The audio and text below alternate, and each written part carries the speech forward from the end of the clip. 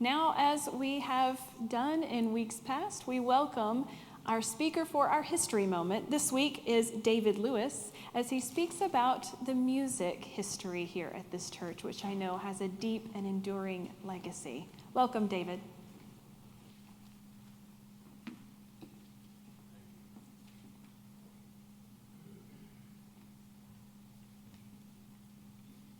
Morning, all. I've been asked to talk about our history pertaining to music and worship. Believe me, it's difficult to condense history into a few brief moments. Unfortunately, many important facts and people will be excluded, and I apologize for that. I appreciate the great help given to me by Dottie and by John, who gave me information about the past, and it's been very important. Over the many, many years, we've had a very, very successful music program, I think, and this would not in any way been possible without a dedicated church sanctuary choir. Many of the members of the choir over the years have been members for over 50 years, so I salute our sanctuary choir. First, a disclaimer. Unlike John and Dottie, I was not born in this church. I have no memories of many of the people in the past that they have talked about. I am a Yankee Methodist Episcopal from Western New York. I joined this church in 1971. I was married in 1958 to Dottie at the Broad and Main Street Church by Chevis Horn, and later my son Chip and I were baptized in the River Jordan by Dr. Horn. So I consider that I qualify now as a Baptist, if you will.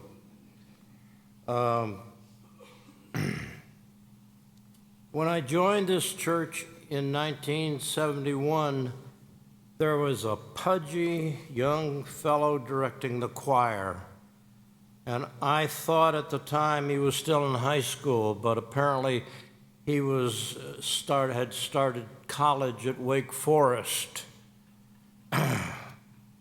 That was John Fulcher, a teenage interim minister of music or director of music at the time, and I can tell you it was hard to recognize him 20 years later when he came on the staff.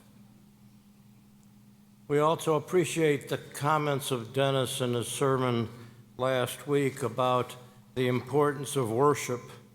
This sanctuary was built with worship in mind. That history is a very fascinating history, but we don't have time for it this morning. What do you think best sets the purpose for worship? Well, I think the best setup for worship and meditation is certainly the prelude. And the prelude is played on the organ, and the organist is very important in that. We have been very truly blessed in this church for many years. Miss Annette Fuller was minister of music from 1902 to 1944. She was also the organist and played on a pump organ that you just push with your feet at the Broad Street Baptist Church. That organ was out in the sanctuary, in the parlor there for many, many years, and now sits up in the history room on the second floor. Miss Annette was never paid or charged this church at all throughout her stay of some 30, 40 years in this church. At some point, Mrs. Kazee, which we've heard about, felt that was wrong, and she set up a fund to pay for new music because Miss Annette bought all the new music herself. Now, that fund continues today as the Fuller Davis Fund. A pipe organ was installed during the building of the new church at Broad in Maine, and Elizabeth Davis was the organist for 30 years.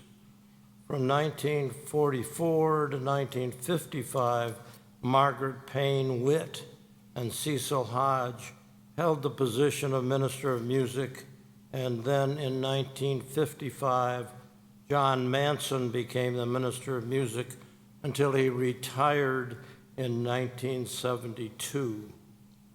After Elizabeth Davis's untimely death in 1958, Mrs.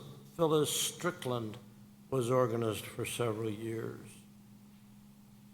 Now, when our present sanctuary here was constructed in the mid-1960s, a new Moeller pipe organ was installed under John Manson's direction, and some of the old organ pipes from the old church were placed up there. They're up there in the balcony as an antiphonal organ. Baxter plays at several times, or the two sing to each other at times. We certainly are blessed to have such a magnificent organ in this church. Bob Chapman became Minister of Music in 1972. In 1974, he hired Judy Strickland, later Judy Minter, after her first husband died, and she was our new organist in 74. Judy was an extraordinary organist and person. I could spend the rest of the time just talking about her. She retired in 2007 after 33 years of service. Now, somehow, after Judy left, we were fortunate enough to find Baxter. And I just feel Baxter is irreplaceable. He has been a pure joy to all of us. Thank you, Jim. John Manson was Minister of Music for just under 20 years and very successful. He was a great influence on John Fulcher in John's younger days. At that time, there was a huge sanctuary choir, several children's choirs, and a girls' ensemble, which John Fulcher helped direct. John was interested in music education and wrote a book, Interpretive Choral Singing. Here it is, right here. And on the first pages of that book, it says, "With special thanks to my pastor, Dr. Chevis F. Horn, whose suggestion and encouragement led to the writing of this book." And to me, that shows how much respect the staff members at that time had for each other. Bob Chapman was Minister of Music from 1972 to 1994. I joined the Sanctuary Choir in 1972. Bob was an outstanding minister of music, somewhat of a perfectionist and a taskmaster. He strongly believed in religious compositions being theologically correct. He had 7 regular choirs of various ages, plus a women's choir, a men's quartet, a sanctuary choir which numbered about 50. There was also a smaller group of about 20 from the sanctuary choir. There was a touring group, and they toured and gave concerts in Southwest Virginia and Northwest North Carolina at that time. Besides directing many sacred cantatas for the various appropriate seasons, Bob was especially remembered for the annual ice cream extravaganzas he put on every summer, which was attended by the whole Martinsville community. In 1980, a gift was given to the church of a 3-octave set of handbells. Neither Bob nor I knew anything about handbells at that time, and so Bob appointed me as director of handbells in 1980, and that position I held until 2000.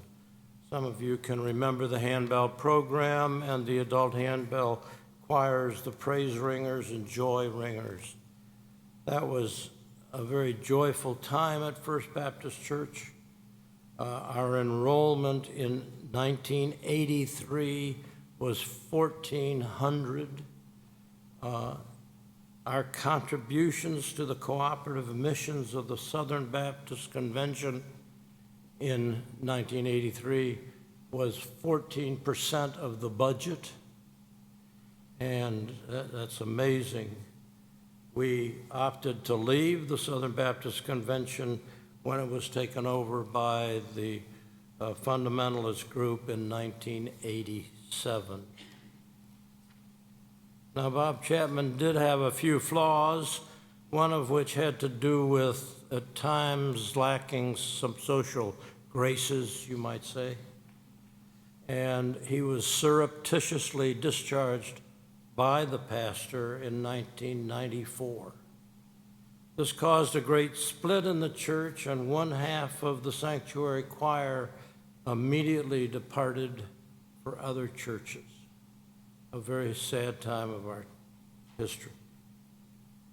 Craig McCoy, who was much more laid back and relaxed than Bob, replaced Bob, a very difficult task, and he did his best. He certainly is remembered for creating what's known as the BLAST program, which some of you may remember. This was for the after-school group of children that came here, and thanks to Marcia Guerin, she has told me that BLAST meant Bible, learn, activity, sing, study, and time. The most loved thing that Craig McCoy did was to create an ecumenical senior adult choir. This was called the Jubilate. It was made up of older folks who felt they could no longer contribute to their church choir, or they were older folk who had always desired to be in a church choir but never felt they had skills enough. That choir had a total of about 20 to 25 members from at least 5 different churches in the community, and it was a marvelous undertaking. Craig was called to a church in North Carolina in 2010, and John Fulcher, who was our minister of education at the time, assumed the additional role of minister of music.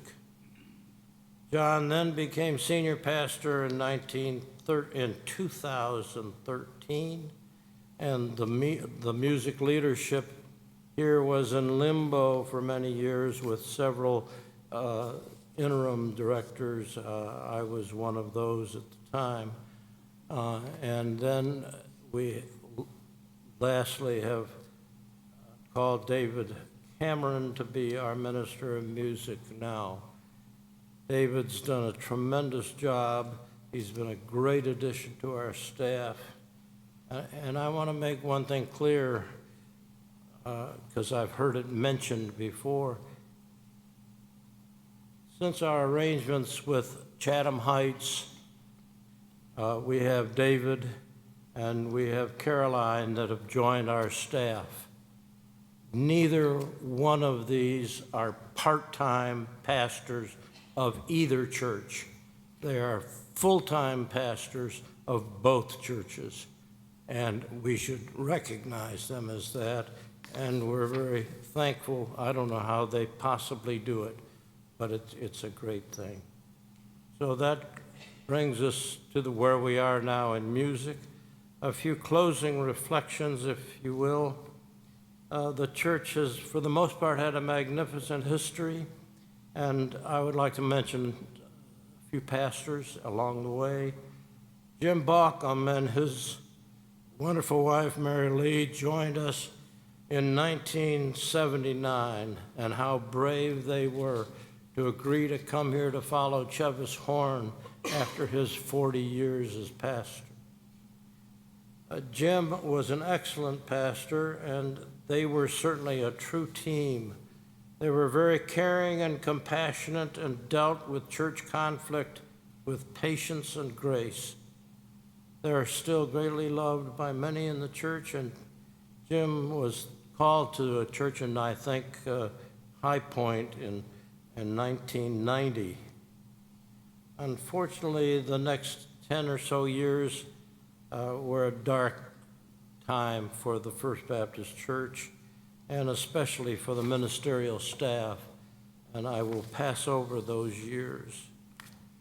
Then starting in 2003, over the next 3 years, at different times, we had two intentional interim pastors that you may remember, Leon Smith and Tom Reynolds. Both of them tried to help us, or worked hard to help us through the difficult times and heal the wounds of the previous years. And certainly both of them deserve an important place in our history. We were then greatly blessed in 2006 when God called Dennis and Sylvia Knight to lead us. They're an outstanding team who accepted God's difficult call to help us in our recovery. What a great inspiration they continue to be for us all. Now in a few minutes, we'll hear from John Fulcher, who continues to be so important to this church and has been said many times, God is not through with our church.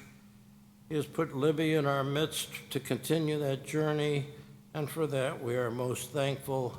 We look forward to a great and brilliant future. Thank you very much.